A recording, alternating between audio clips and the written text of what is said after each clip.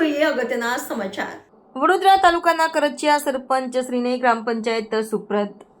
કરચિયા ગ્રામ પંચાયત સરપંચ શીતલબેન રજીભાઈ માલી, deputy સરપંચ ઉદયભાઈ ઇન્દુભાઈ પટેલ, પંચાયતના તમામ 12 સભ્યોએ બિનહરીફ ચૂંટ્યા।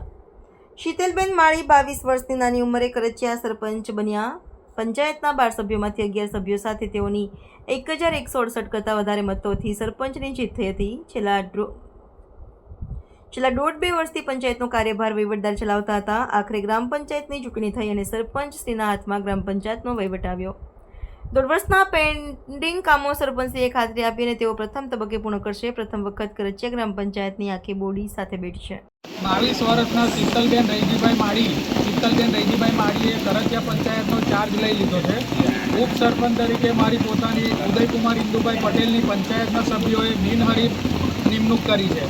હવે આગળ ગામના તમામ યુવાઓ અને જે વડીલો જે ગામનું હિત ઈચ્છે છે એ તમામને સાથે રાખીને જે ગામના પડતર પ્રશ્નો છે, ડ્રેનેજના, પાણીના, સફાઈના અને બીજા ઘણા જે પડી રહેલા કામ છે જે આગળ વધ્યા નથી એ કામોને આગળ લઈ જઈશું, એ જ અમારો મુખ્ય ઉદ્દેશ રહેશે। ગામના પંચાયતના તમામ સભ્યો અને ગ્રામજનોને સાથે રાખીને હવે આગળ વિકાસના કાર્યો કરવાના છે।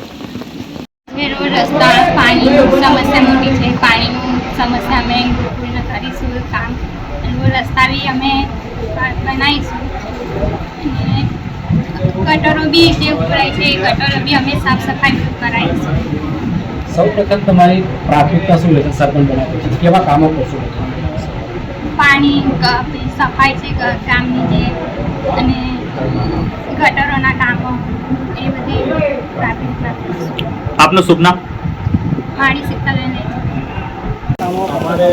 અમને ખુશી થાય કે નાની ઉંમરના સરપંચ અને ડેપ્યુટી સરપંચ ઉદયભાઈ ચૂંટાયા છે।